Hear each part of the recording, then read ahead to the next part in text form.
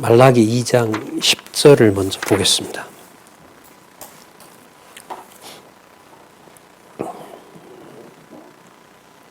우리는 한 아버지를 가지지 아니하였느냐?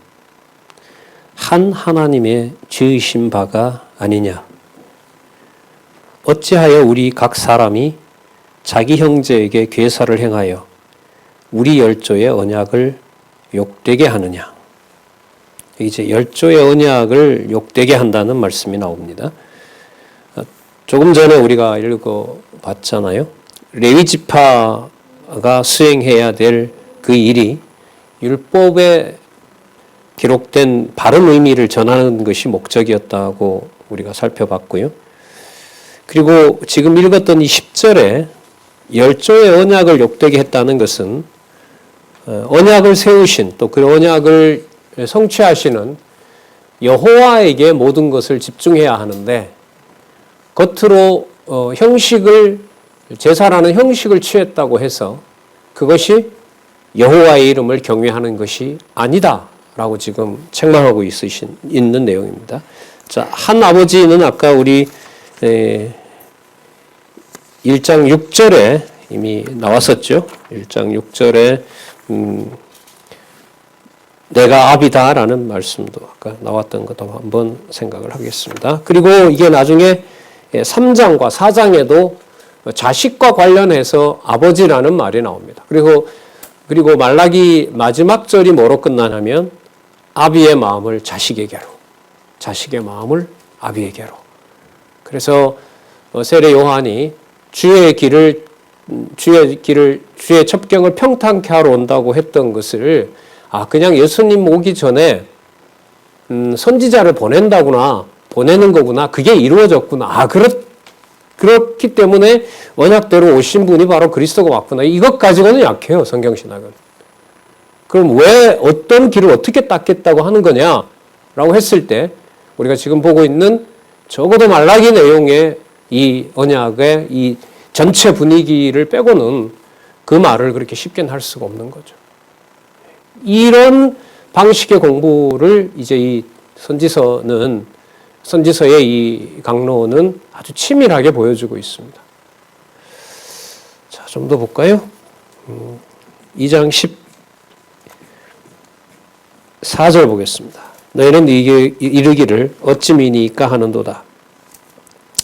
이는 너와 너희의 어려서 취한 아내 사이에 여호와께서 일찍이 증언하셨음을 인함이라. 그는 내 짝이요 너와 맹약한 아내로되 내가 그에게 괴사를 행하는도다. 배반한다는 거죠. 이방 여인이 더 좋으니까. 율법대로 팔아치우고 율법대로 몰아서 자기 좋을 대로 율법을 집행하고 이방 여인과 통혼하고 이걸 나중에 예수님이 와서 그게 너희들을 율법 아래다가 버리기 위해서 그렇게 한 것이다. 모세를 통해서 원래 준 법의 취지가 그게 아니다. 우리는 그걸 조금 전에 살펴봤어요. 레위 지파를 통해서 바르게 말씀을 전하게 된다면은 이방인도 이제 포함해서 누구든 여호와께 바른 진리의 말씀을 듣고 여호와의 기쁨의 헌물, 우리로 말하면 신령한 제사인 거죠. 그 제사를 드리도록 하시려는 하나님의 그 목적이 있기 때문에 그 목적에서부터 벗어난 행동을 지금 율법을 안다는 이 자들이 자행을 하고 있는 겁니다. 그러니까 제사장들은 제대로 인도하지 못하고 있고 백성들은 율법을 가지고 자기 욕심을 채우기 위해서 사용하고 있고 그러니까 백성들의 삶을 보더라도 제사장, 왕, 선지자 다 마찬가지죠. 그들을 보더라도 더 이상 유지할 수가 없고 그리고 성전도 저렇게 거짓으로 여호와께 가지고 오는 헌물로는 여호와의 이름을 똑바로 제대로 관리할 수 없는 것이고 그래서 이것을 이제 내가 가서 아버지 노릇도 하고 왕 노릇도 하고 제사장 노릇도 하고 선지자 노릇도 할 것이다. 그게 지금 말라기를 통해서 전부 모아지고 있는 겁니다. 볼까요? 자, 회복과 관련해서 우리 3장 1절을 한번 보겠습니다. 만군의 여호와가 이르노라. 보라, 내가 내 사자를 보내리니 그가 내 앞에서 길을 예비할 것이요 자, 그리고 또 너희가 구하는 바 주가, 자, 메시아겠죠? 주가 호련히 그 전에 임하리니 곧 너희가 사모하는 바 언약의 사자가 임할 것이라. 사모하는 바는 여러분 기대하고 고대하는 거죠. 언약하신 대로 하나님이 이루시기를 이제까지 기대했던 거죠. 나라 갈라질 때도 기도했고 아수르에 가서 폭삭 망할 때도 사모했고 기다렸고 남쪽 유다가 망할 때도 기다렸고 돌아와서도 기다렸고 하나님이 진노의 무서운 칼과 기근과 연병으로 자기 백성에게 무서운 진노를 할 때도 기다렸고 광야 40년 한 동안에 40년이나 기다렸고 왕 줄 때까지 300년 넘게 기다렸고 그 기다림의 모든 것들을 이제 다 마무리해야겠다는 거죠. 그럼 그게 전부 뭘 기다린 거냐? 뭘 기다린 거죠? 언약의 사자. 여호와의 언약을 여호와가 기뻐하는 대로 온전히 이룰 여호와의 특사, 여호와의 모든 직임을, 여호와의 모든 일들을 자기 직임에서 다 완성하실 자, 그가 바로 메시아인 겁니다. 언약의 사자라는 게 놀랍죠. 앞부분에 모세에게 줬던 모세의 율법으로부터 시작해서 세우신 그 언약의 그 진리 내용을 이루실 바로 언약의 사자. 자, 그가 여러분 패망과 회복은 심판을 의미하죠. 부술 건 부수고 세울 건 세우는 거 아니겠습니까? 자, 그럼 그가 임마에서 하는 일이 뭐냐 하면 선지서 전체 구조를 이루셔야 돼요. 뭐와 뭐를 같이 이루셔야 되죠? 패망과 회복을 이루셔야 돼요. 누가 원하는 방향으로? 여호와가 원하는 방향으로. 그 여호와가 원하는 대로 패망시켜야 되고요. 여호와께서 원하는 대로 세워야 되는 거죠. 근데 우리는 여호와는 패망은 원하지 않고 패망은 섭리하지 않고 회복만 원하신다. 왜? 그분은 사랑의 하나님이니까. 이게 맞아요? 안 맞아요? 전혀 안 맞죠. 성경을 모르게 했으니까요. 그리고 본성은 누구 편하고 좋을 대로 늘 생각을 합니까? 그렇죠. 죄인 좋을 대로. 자기중심적인 자기 판단에 좋을 대로 하니까요. 누가 시키지 않아도 그거는 뭐 자연스럽게 나오게 되는 겁니다. 자, 그래서 2절입니다. 그가 임하는 날을 누가 능히 당하며 그가 나타나는 때에 누가 능히 서리요.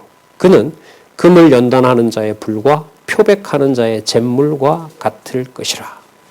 심판하신다는 거죠. 패망시키고 회복시키는 바로 그 일을 언약의 사자가 한다고 여기서 이제 약속을 해주고 있습니다.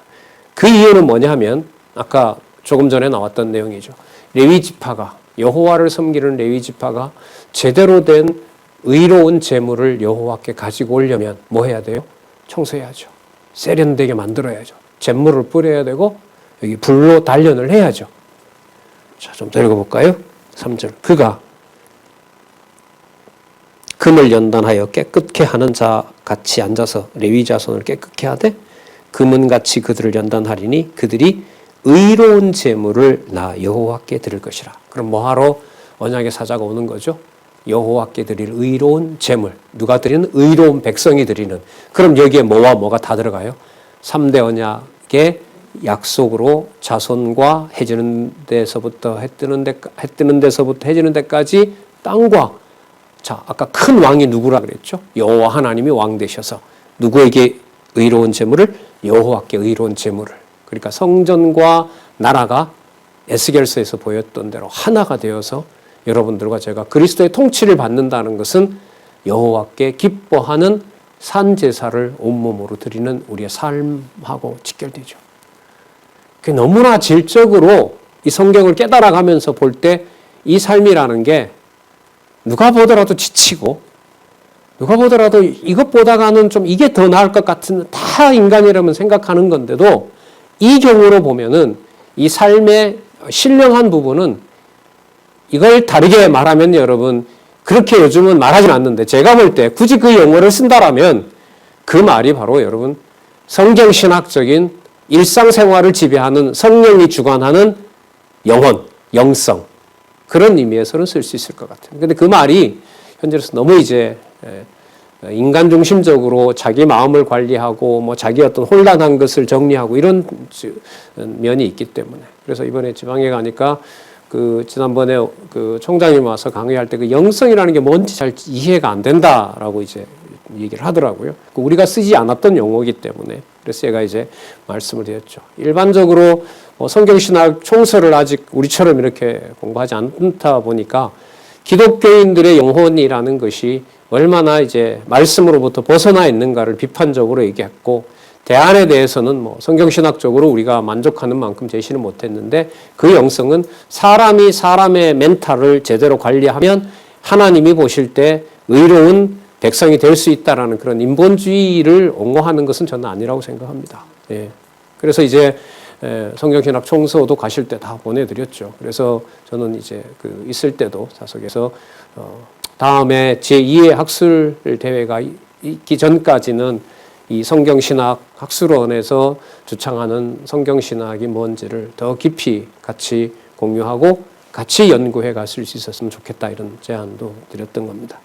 자, 그래서 더 이상 하나님의 백성, 하나님이 준비하는 백성이 하나님께 드리는 의로운 제물의 요건은 외형적이거나 어떤 거칠애나 어떤 인간적인 규모가 이제는 아니에요. 아니에요. 진리 안에 있느냐 없느냐 이게 핵심인 거죠. 하나님의 말씀이 진짜 그 말씀 그대로 내 이해관계를 벗어나서 진짜 좋게 하시느냐 안 하느냐.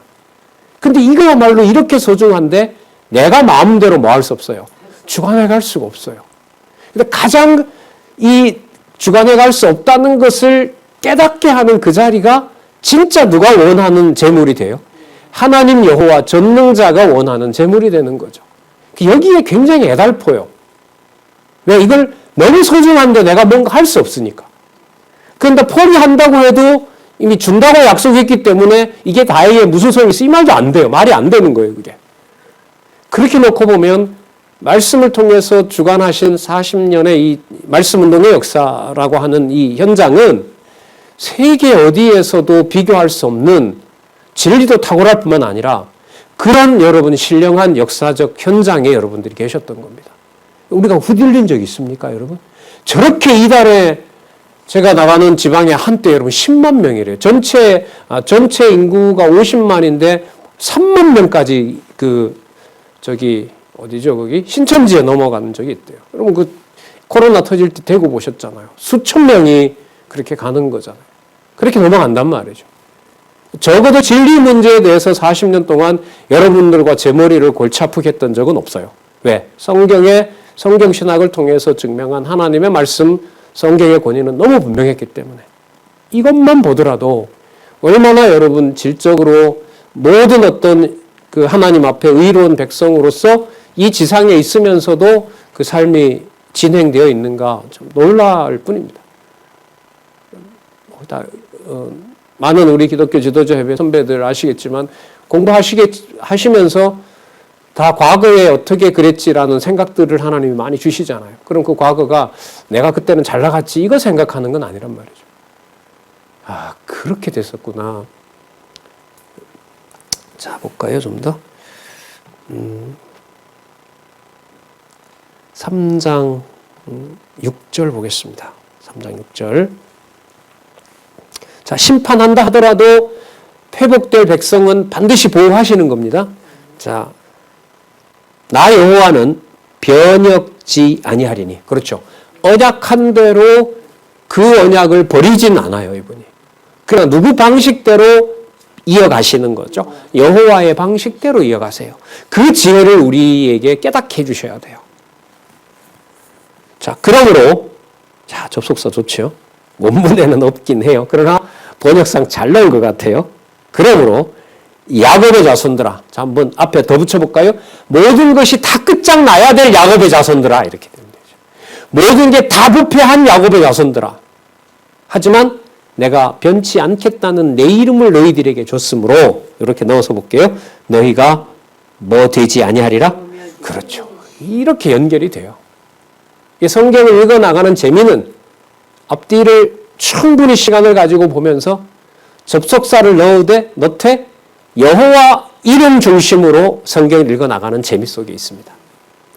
저는 열심히 좀 공부하고 싶어요. 좀 더 볼 수 있는 이 신체와 이게 있으니까. 그래서 성경 강론집, 성경 개론 그냥 다 머리에 넣고 나중에 눈도 어두워질 거 아니에요, 저도? 그럼 좀 큰 글자 성경 사서 성경만 읽더라도 누구 존재 증명이. 예. 그래서 여러분 지금 열심히 요셉의 7년 그 풍년을 모아놓는 것처럼 젊은 인생에서는 그 일을 지금 담아놓고 있는 거죠. 뭐 나중에 써먹고 이거 보다가는. 이게 너무너무 아슬아슬하고 너무너무 놀라운 일이 벌어지고 있는 거거든요. 자, 그럼 나 여호와는 변혁치 아니하리라. 그래서 야곱은 절대로 소멸될 리가 없다. 에돔은 다 영원히 멸하지만 이렇게 되는 거죠. 그럼 여러분 이것 속에 신실성 들어있죠. 맞죠? 누구 방법대로 해요? 주권성 들어있죠. 하나님의 이름은 인간의 행위를 벗어나죠. 창세전에 정하신 대로 하시죠. 태 속에 있을 때부터 정한 야곱과 에서에게 준 대로 하신 거 있잖아요, 지금. 영원성이죠. 더할 수도 없고 덜할 수도 없는 거죠. 그리고 하나님 자녀에 대한 당신의 이름은 줬다가 뺏는 분이 아니죠. 그리고 모든 해 뜨는 데서부터 해 지는 곳에 있는 모든 세력들을 하나님께서 다 주관하시죠. 바로 전능하신 분이죠. 그래서 여호와의 5대 속성이 자 선지서 이사야 1장 1절에서부터 말라기 4장 마지막 장까지 여호와의 5대 속성이 드러나지 않는 곳이 하나도 없다.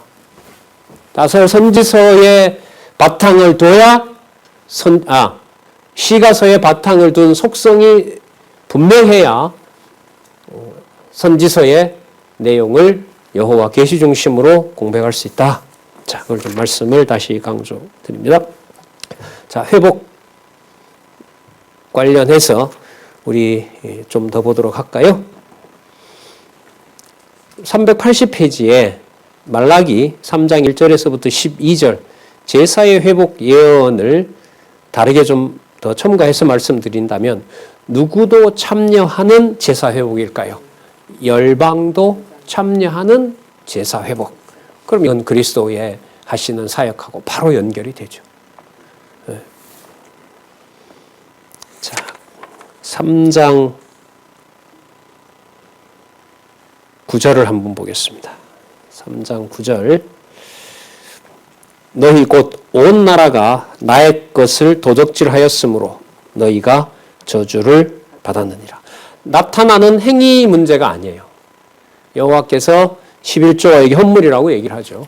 자, 이 11조와 헌물은 여호와를 섬기는 것이자 동시에 누구와 더불어 살아가는 거죠? 백성들과 더불어 살아가는 거죠. 그리고 제사장에게 주는 것이고요. 그러니까 11조를 드리지 않는다는 말은 결국은 하나님 섬기는 일이 근본적으로 다 이루어지지 않는다는 거죠. 자, 그런데 그걸 이제 하는 신용만 하는 것에 대해서 여호와께서 다 끝을 내는 겁니다. 그럼 아까 보더라도 심판한다고 해도 뭐 한다고 하지 않았죠? 변개치 않는다. 그 변치 않는다고 하셨기 때문에 그럼 이걸 여호와께서 어떻게 하실 것이냐? 자, 10절에 보면 온전한 11조를 창고에 들여서 내가 시험하여 하늘문을 열고 복을 쌓을 것이 없도록 붙지 아니하는가 보라. 보라 이 말은요 명령이고 또한 약속이라고 보시면 돼요. 지금까지 내용으로 보면 온전한 11조를 따라서 누가 준비해놨다는 거죠. 내가 준비해놨다. 내가 쏟아부을 것이다. 우리 보고 온전한 11조 못 드린다고 하셨지 않습니까? 그래서 내가 준비해놨다. 그리고 그 11조를 드리는 것보다 더 중요한 것은 그 마음에 진리의 율법을 다시 진리의 법을 선명하게 깨닫느냐 깨닫지 못하느냐 그게 더 본질적인 문제다. 그리고요 12절 보세요. 11절 만군의 여호와가 이르노라 내가 너희를 위하여 황충을 금하여 너희 토지 소산을 멸하지 않게 하며 여러분 토지 소산을 멸해버리면 11조 못 드리잖아요. 그러면 여러분 토지 소산이 유대인들만 드릴까요? 이방인도 드리게 될까요? 이방인도 드리게 돼야겠죠. 그게 여러분 12절에 나옵니다. 너희 땅이 아름다워짐으로 열방이 너희를 복되다 하리라. 만군의 여호와의 말이니라. 그러니까 만군의 여호와의 이름을 이제 누구도 알게 된다는 거죠. 이방인도 알게 된다는 겁니다. 그럼 유대의 회복은 유대만의 회복이 아니라 이방인의 회복도 동시에 이젠 연결이 돼요. 그렇기 때문에 예루살렘과 온 유대와 사마리아와 땅끝까지 복음의 증인이 되리라고 하는 언약은 여러 가지 사건이 아니라 그게 한 가지 사건인 거죠.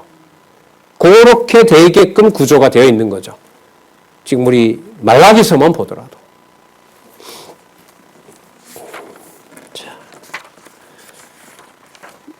381페이지 마지막 메시아 출현에 대한 예언을 살펴보도록 하겠습니다. 자, 이런 내 생각을 너희들이 깨닫지 못했고, 그리고 이방에게 잘 되는 일을 보고 시기 질투하고 이방인에게만 좋은 하나님, 좋은 여호와라고만 너희들이 말을 하는데, 그래서 그런 마음으로 살아가는 너희들은 이 땅에 살 수가 없다. 내가 살게 하지 않을 것이다. 그래서 이제 이 주석에도 나오지만은 지금 424년인데 앞으로 한 240년, 240년이 지나면 176년이죠. 176. 뭐 이 무렵이 되니까 324, 224, 그다음에 한 220년 그리고 160년 경이니까 40년. 그리고 260년 후에 안티오코스 에피파네스가 와서 뭘 해버립니까? 이 성전을 전부 다 더럽혀버리죠. 그리고 유대인들을 어떻게 합니까? 할례도 못하게 전부 다 썩고 나버리고요. 공개적으로 그 다니엘서의 그 강론에 나오죠. 또 역사적으로도 저도 읽어본 적이 있고요. 유대인들이 이렇게 그 남자들이 몸을 벗겨보면 할례 받은 흔적을 보면 유대인인지 아닌지 다 드러나잖아요. 그러니까 유대인들이 뭐 하는 거죠? 할례 흔적을 없애요. 그리고 그 흔적을 없앤다는 말은 뭐냐면 나는 누구를 섬기는 자가 아니다. 여호와를 섬기는 자가 아니다라는 일들, 아주 처참한 일들이 아까 말씀드렸던 260년 후에 일어나면서 성전은 부패한 곳으로 하나님께서 결국 심판해 버리시는 겁니다. 그로부터 한 100여 년이 지난 예수님 오시기 한 60여 년 전에 여러분 아시는 것처럼 헤롯 가문, 예수님 당시에 있었던 그 헤롯 가문의 아버지로부터 시작해서 그 성전을 유대인들에게 환심을 사기 위해서 성전을 짓는 거죠. 하지만 그건 유대인들이 지은 것도 아니고 거기에 여호와께서는 이미 건물을 짓는 것에 여호와의 의로운 제물을 드리는 일과는 이미 심판한 거기 때문에 그걸 유대인들이 나중에 좋아하고 유대인들이 그걸 아름답게 여기고 한 것에 대해서 예수님이 오셔서 말라기에서 약속했던 대로 뭐 합니까? 돌 하나 돌 위에 남기지 않는다. 그럼 여호와 이름이 다 끝나는 거 아니냐? 아니다. 말라기에 보면 여호와의 성전은 진리의 말씀을 똑바로 깨닫고 그 말씀을 깨닫고 어디에 있든지 간에 예루살렘에서부터 해 뜨는 데서부터 해 지는 데까지 여호와의 이름을 부르는 그 자가 내 자식이 되고 그런 나라가 바로 내가 통치하는 나라가 된다. 그걸 그리스도가 가르치시는 거죠. 그래서 그리스도가 말씀하시는 내용들을 복음서에서 우리가 따라갈 때 이건 선지서의 내용들을 빨리빨리 찾아보고 확인하고 해보지 않은 거기 때문에 우리가 그런 어떤 부분들을 많이 놓쳤기 때문에 아쉬움에서 그런 어떤 공부가 좀 더 진행이 됐으면 좋겠다는 생각이 들어요. 자, 좀 더 볼까요? 3장 16절 보겠습니다. 그때에 여호와를 경외하는 자들이 피차에 말하매 여호와께서 그것을 분명히 들으시고 여호와를 경외하는 자와 그 이름을 존중히 생각하는 자를 위하여 여호와 앞에 있는 기념책에 기록하셨느니라. 이미 정해져 있어요. 여호와의 백성들, 여호와의 성전이 끝이 나는 것처럼 보이고 짓밟힌다 하더라도 여호와 앞에 있는 기념책, 이 기념책이라는 말은 기념이라는 게 여러분 과거 일을 기억하는 거잖아요. 만약에 여러분들과 제 이름이 기념책에 있다는 말은 뭐냐면 행위와 관계없이 하나님의 자녀로서 이방인이지만 하나님 자녀에게 속한다는 거죠. 이게 여러분 계시록에 또 나오지 않습니까? 생명책을 놓고 심판하시는 거라는 거죠. 자, 그래서 이 16절 말씀 한번 유의해 주시고요.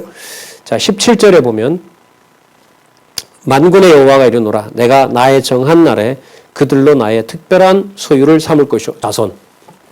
해 뜨는 데서부터 해 지는 데까지.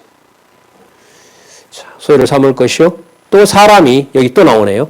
자기를 섬기는 아들을 아낌같이 내가 그들을 아끼리라. 여러분 아까 1장 6절에 내가 너희의 누구일진데 내가 너희의 아비일진데 아까 2장에도 나왔습니다. 지금 3장에도 나왔습니다. 나중에 4장 마지막 절에 가면 아비와 자식의 마음이 서로 합하게 된다는 것을 또 약속하고 있습니다. 그럼 여러분 여기에 자손 언약이라는 것을 빼고 말라기가 설명이 될까요? 안 되죠. 땅은요. 해 뜨는 데서부터 해 지는 데까지. 통치는요. 큰 왕 여호와 된다 했잖아요. 그럼 성전 제사는요. 여호와께서 다 준비해 놓으신다고 했잖아요. 그러므로 메시아가 오셔서 하시는 그 3직, 선지직, 왕직, 제사장직임에 대한 분명한 근거가 말라기 1장에서부터 3장까지. 자, 좀 더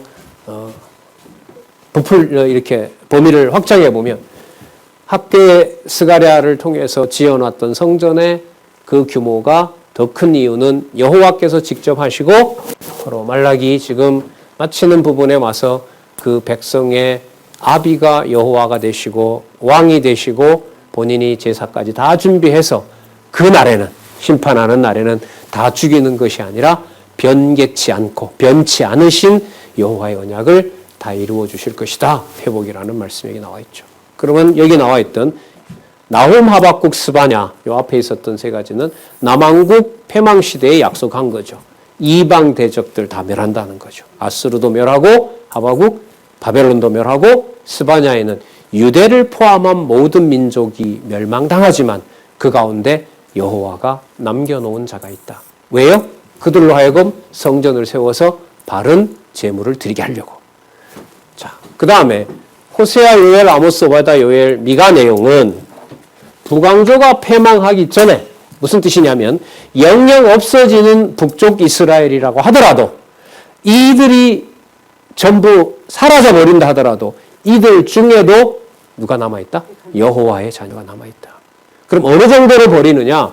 음란한 아내를 구해서 음란한 자녀를 낳아라. 음란한 자녀를 내가 죽여버리겠다라고 얘기를 하죠. 그러나 이름을 바꿔버리죠. 로루하마를 루하마라 그러고 로암미를 암미라 그런다. 긍휼히 여기지 않는 자이지만 내가 긍휼히 여긴다. 그래서 호세아서에 이스라엘이라는 말이 두 가지 의미를 다 가지고 있다 그랬죠. 뭐 하기도 한다? 흩어버린다라는 의미도 가지고 있고 또 뭐 한다? 회복해서 모은다는 의미도 가지고 있다고 얘기를 했죠. 그리고 요엘, 아모스, 오바자 여기 오는 동안 모든 망국을 들어서 바로 이스라엘을 남쪽 유다를 전부 다 멸하고 북쪽 이스라엘도 멸한다는 내용이 나타났었고요. 그러니까 뭐가 시작이 되는 거죠? 대청소가 시작이 되는 거죠. 분국한 나라가 바로 청소하시는 거죠. 여호와 이름을 없애려고요? 아니요. 여호와가 원하시는 여호와의 백성들이 여호와의 이름을 바르게 부르고 어느 곳에 있든지 여호와의 이름을 세계에서 세계 만방에 드러내시려고 그리고 그 이름을 그리스도가 오셔서 그 이름을 수행하게 하시려고 그 역할을 하게 하시려고 지금 말라기에 이런 내용들을 이어지고 있다고 봅니다. 자, 4장 17절 다시 한번 읽어볼게요. 만군의 여호와가 이르노라 내가 나의 정한 날에 그들로 나의 특별한 소유를 삼을 것이요 또 사람이 자기를 섬기는 아들을 아낀같이 내가 그들을 아끼리니 자 그때에 그걸 누가 하시냐 한번 잘 보세요. 너희가 돌아와서 의인과 악인이며 하나님을 섬기는 자와 섬기지 않는 자를 분별하게 되리라. 내가 구분할 거니까 그때 보면 유대인이라고 다 여호와 믿는 것도 아니고 이방인이라고 해서 다 버려지는 것도 아니라 내가 모으는 사람을 보면 누가 나를 섬기는 내 백성인지 너희들이 그때 알게 될 것이다. 그러려면 어떻게 해줘야 돼요? 이방인 중에서도 유대인 중에서도 다 유대인이 말씀 듣는 건 아니니까 유대인들 중에서 돌아올 자를 골라내야죠. 마찬가지죠. 이방에서도 마찬가지고요. 자, 그게 여러분 4장의 마지막으로 의로운 해와 선지자 엘리야를 보내서 심판도 하고 아까 그 읽었던 부분처럼 돌아오게도 하는 그런 일들이 이제 벌어지는 거죠. 돌아오게 하신다는 내용 우리 좀 상세하게 한번 읽어볼게요.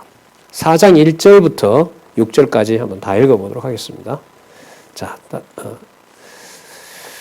4장 1절 만군의 여호와가 이르노라 보라 극렬한 풀무불 같은 날이 이르리니 여러분 이게 제 주석에 의하면 나중에 한 270년 후에 여러분 이제 황폐화될 예루살렘 중건된 예루살렘 성전이 다시 더러워지는 바로 그 사건과 연관이 됩니다. 교만한 자와 악을 행하는 자는 다 초계 같을 것이라 그 이르는 날이 그들을 살라 그 뿌리와 가지를 남기지 아니할 것이로되 그다음 보세요. 내 이름을 경외하는 너희. 자, 그럼 지금까지 과정이 뭐였죠? 여호와의 이름을 여호와께서 기뻐하시는 경외함을 갖는 자를 모으는 과정이라고 보시면 되죠. 어디에서부터요? 호세아에서부터. 호세아가 여러분 자손 언약과 직결되잖아요. 음란한 여자 고매를 얻어서 낳아라. 그리고 낳으면 다 더러운 자가 된다. 그리고 낳으면 내가 다 죽이겠다. 그럼 끝나는 겁니까? 아니, 세계 열방에 흩어진 내 자녀를 모으는 일이 시작이 된 거다. 그래서 패망과 회복이 시작되었다는 것을 우리는 이미 살펴봤습니다. 의로운 해가 떠올라서 자, 치료하는 광선을 발하리니 여러분 이거 대선지서 처음 이사야의 요절이죠. 39장 28절인가요?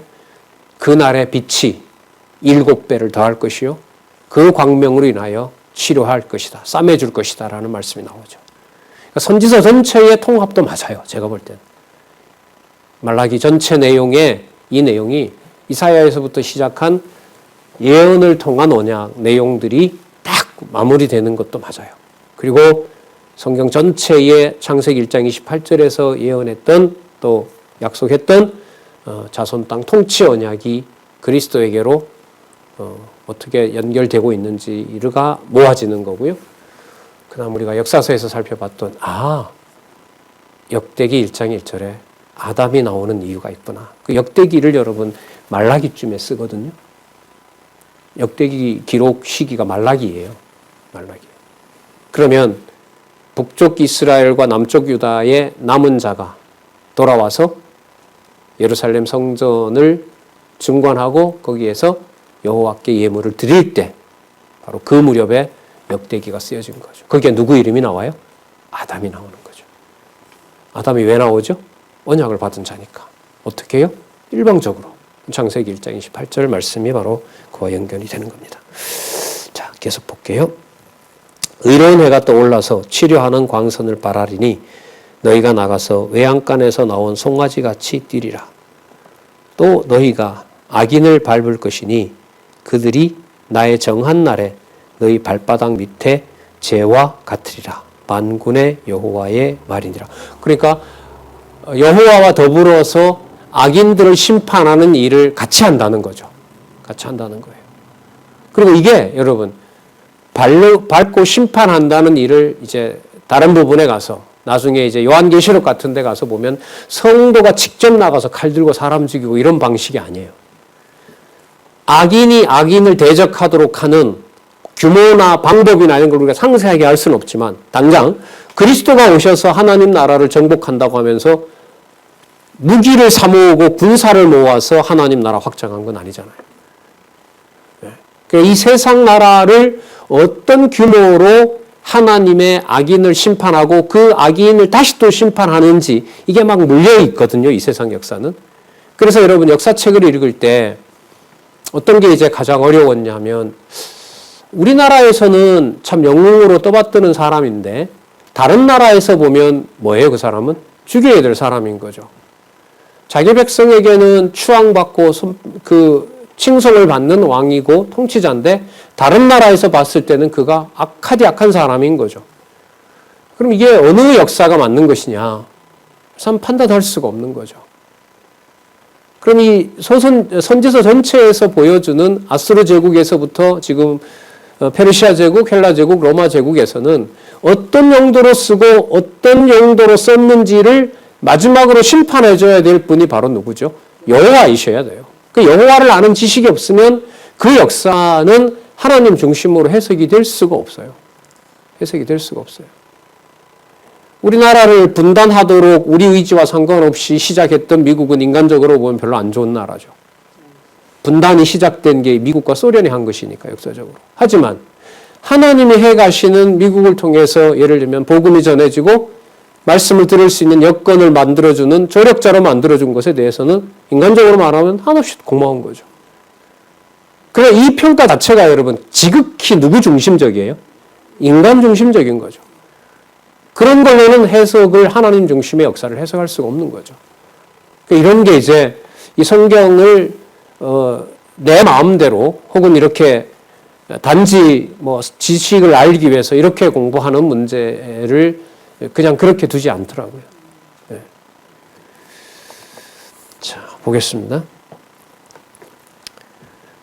나의 정한 날에 너희 발바닥 밑에 재와 같으리라. 악인을 밟는다고 얘기를 하는 거죠. 자, 4절. 너희는 내가 호렙에서 온 이스라엘을 위하여 내 종 모세에게 명한 법, 곧 율례와 법도를 기억하라.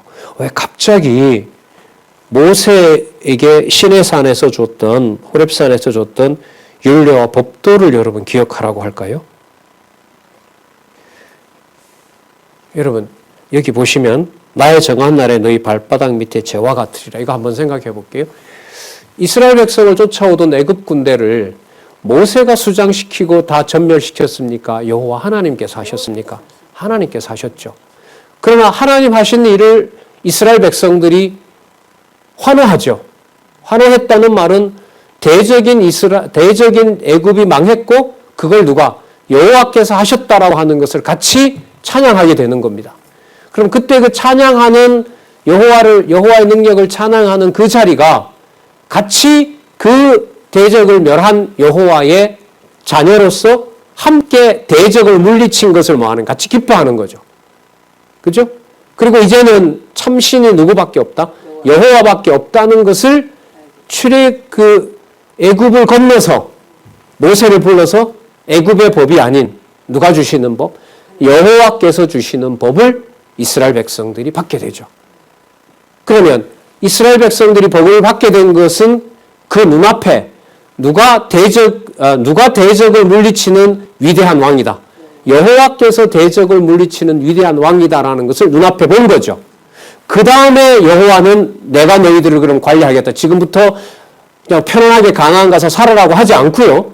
여호와께서 상세한 법을 조목조목 주시는 겁니다. 계명과 율례와 규례와 법도를.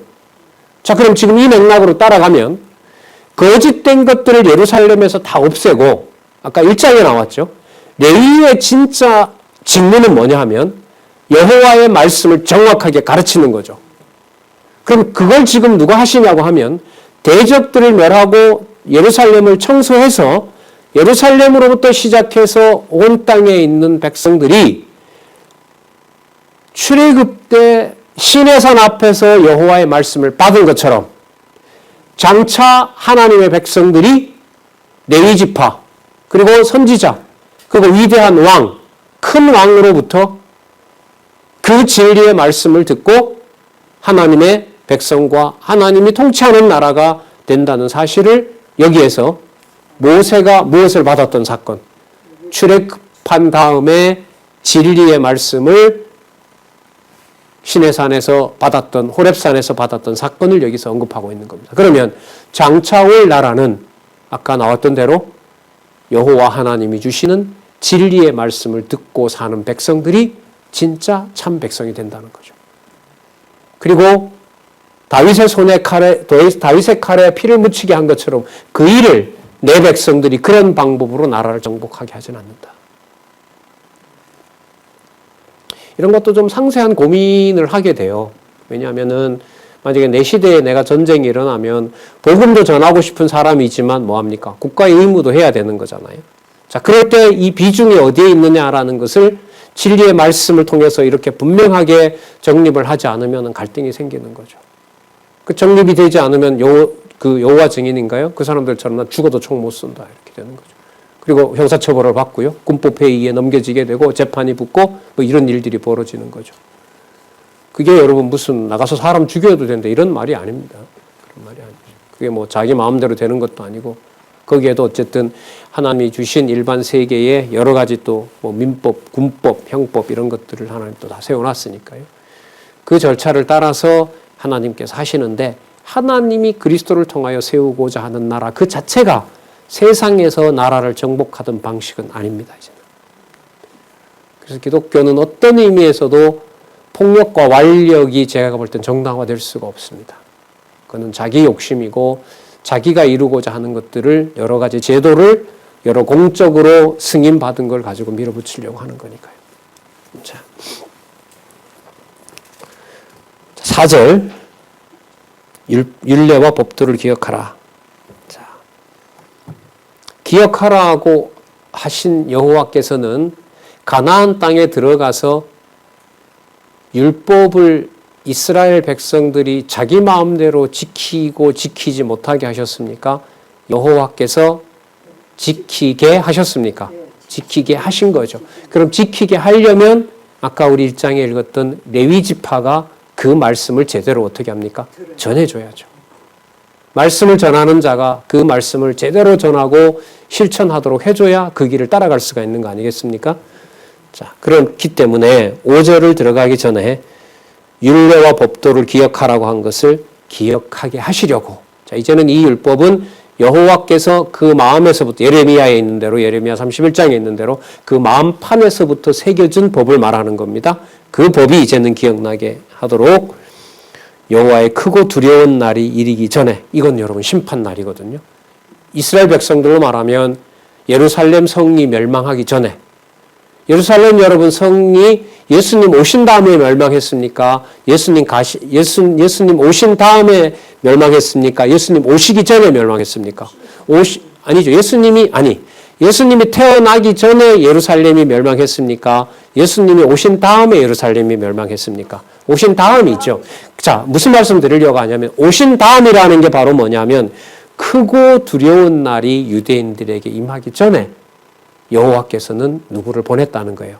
언약의 사자를 보내서 참 제사장으로서, 참 왕으로서, 참 선지자로서 유대의 주로 유대와 갈릴리로 오가면서 거기에 여호와의 진리를 듣도록 하고 그 무서운 날이 오기 전에 여호와의 자녀가 누군지를 모아놓았다는 거죠. 그걸 지금 이걸 얘기하는 거예요. 말라기 없이는 설명이 불가능합니다. 선지서는. 많은 부분이 사라집니다. 그러니까 내용의 분량의 문제가 아닌 겁니다. 왜요? 4장밖에 안 되지만 아까 모세에게 명한 법, 율례와 법도를 기억하라. 왜 기억하게 했느냐를 이해하려면 출애굽기 19장에서부터 민수기 10년기까지 다 봐야 되거든요. 그러니까 이게 4장이면 적고 뭐 50장이면 많고 이런 말도 아니에요. 이게. 내가 선지 엘리자를 이르기 전에 내가 선지 엘리야를 너희에게 보내리니. 자, 이건 그리스도가 오셔서 하시는 심판하고도 관계가 되네요. 6절. 그가 아비의 마음을 자녀에게로 돌이키게 하고. 여러분, 이 돌이킨다라는 말이 바로 사도 세례 요한이 사용했던 회개하라라는 말하고 똑같은 말입니다. 이 히브리어가 그대로 세례 요한의 입에서 회개하라는 말로 바꿔져서 나오는 겁니다. 단어도 일치하는 단어입니다. 돌이키게 하고 자녀들의 마음을 그들의 아비에게로 돌이키게 하리라. 그러면 여러분 여기서 자녀와 아비를 예수께서 오셔서는 육체적인 자녀와 아비로 말했습니까? 아니면 하나님과 하나님의 백성들과의 관계로 말했습니까? 후자이죠.